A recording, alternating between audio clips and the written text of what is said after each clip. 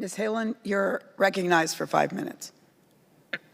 Thank you, Madam Chair, and thank you, Ranking Member Kelly, for holding this hearing.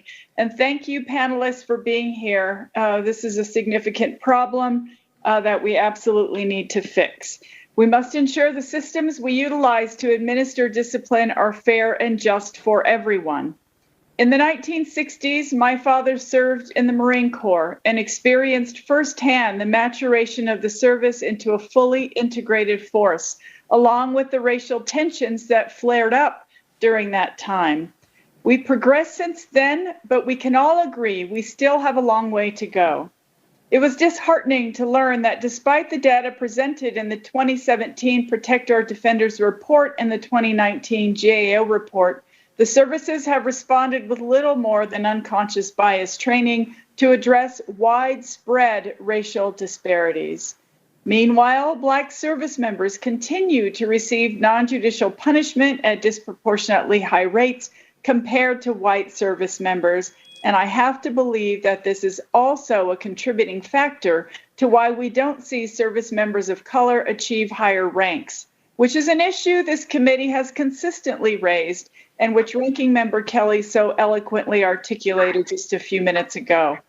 General Rockwell, the Air Force spent nearly 3 years worth of resources, time, and energy refuting the Protect Our Defenders report and preventing the data from being made available to the public that time. And those resources could have been spent accepting that there is a major problem and tackling it head on.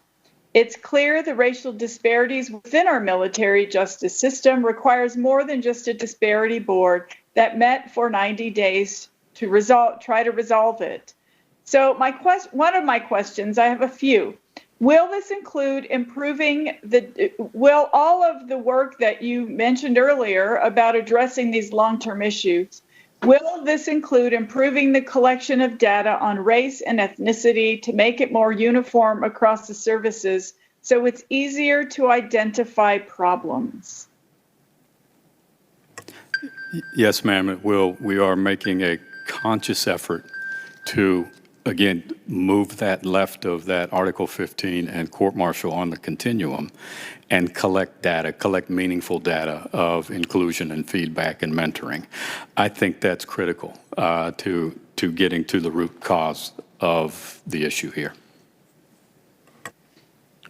Thank you. And what is the timeline for actions to be taken? If you could just reiterate that, General Rockwell. We're doing it now, ma'am, and right now the projected timeline with the group that has been put together with our manpower and reserve affairs and personnel that we're a part of is calendar year 20. Okay, thank you so much. And last question, well, maybe the last question, General, depending on my time. How will the progress be measured? I think ultimately you measure progress by eliminating that racial disparity. You get to where we are right now in the Air Force at the E5 level with 5 years in, where there is no disparity. I think that has to be the ultimate goal of where we should get to. Thank you so much. And I have a little bit of time, so I will ask this next question. I understand the Inspector General will be leading a review on racial disparities and causal factors like culture and policies. The scope and demographic makeup of this review panel can certainly make a difference in its effectiveness and what its recommendations look like. Can you describe the makeup of the panel? I don't have the full details. We have 3 members on that panel, but it is fundamentally a large panel. It has general officers on it who are Black and African American. It has chiefs on it, senior enlisted, who are African American, and it is multidisciplinary and multi-diverse. The idea is to get left of Article 15. And to get to that, there are so many different factors that need to be looked at. And I think what's going to be key is reaching down into what people feel on the ground. and that's really the focus of what they're trying to get to. Thank you so much. Madam Chair, I yield. Thank you, Ms. Haaland.